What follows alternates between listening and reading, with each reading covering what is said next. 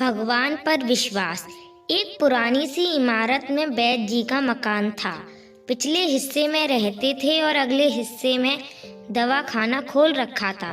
उनकी पत्नी की आदत थी कि दवा खाना खोलने से पहले उस दिन के लिए आवश्यक सामान एक चिट्ठी में लिखकर दे देती थी।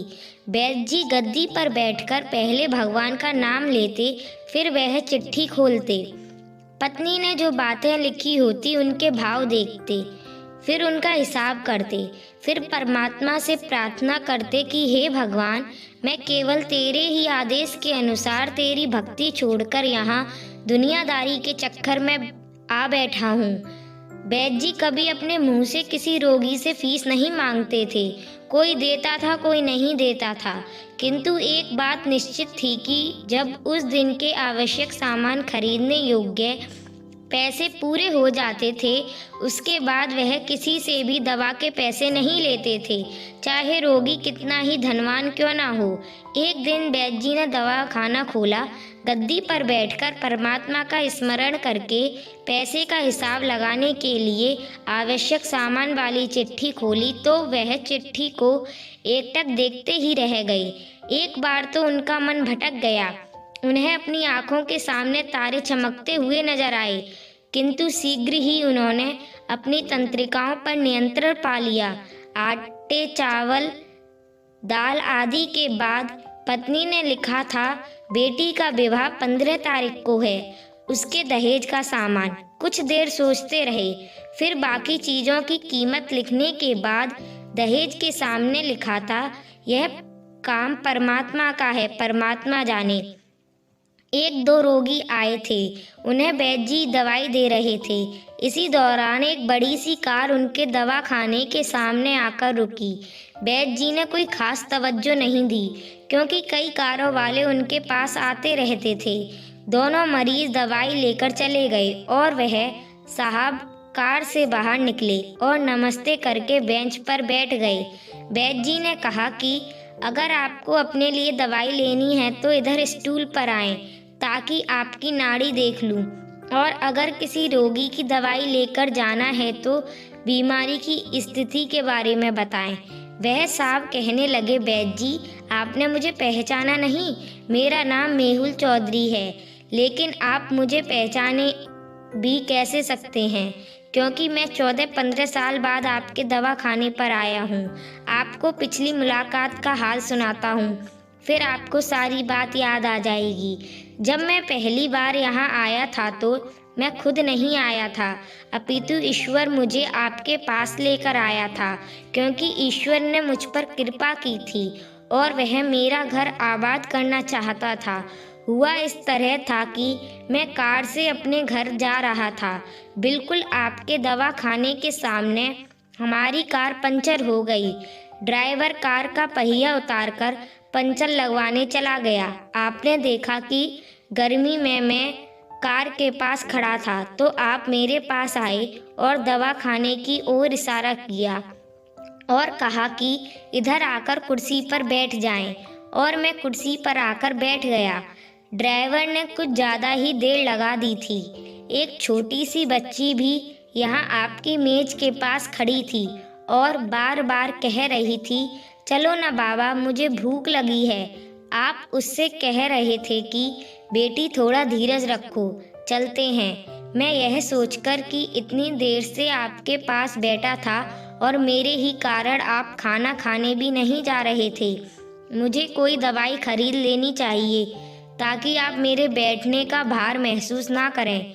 मैंने कहा, वैद्य जी, मैं पिछले 4-5 साल से लंदन में रहकर कारोबार कर रहा हूँ।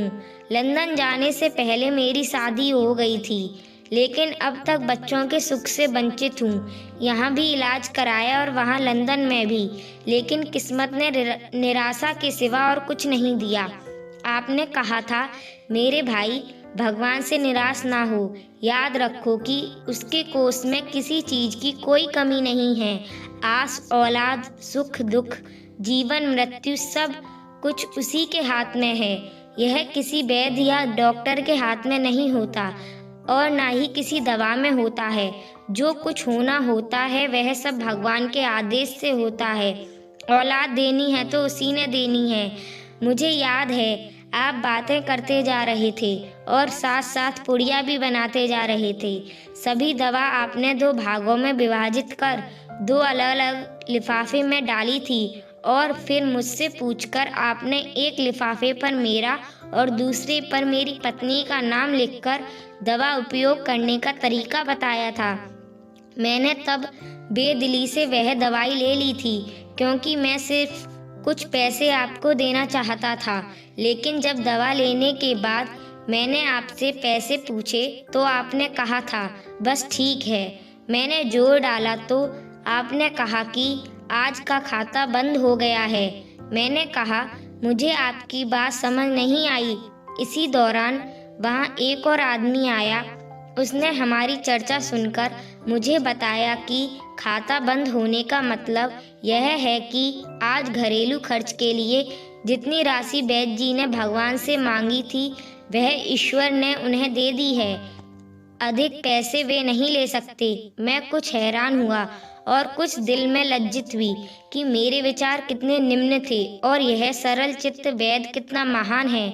मैंने जब घर जाकर पत्नी को औषधि दिखाई और सारी बात बताई तो उसके मुंह से निकला वह इंसान नहीं कोई देवता है और उसकी दी हुई दवाई हमारे मन की मुराद पूरी करने का कारण बनेगी।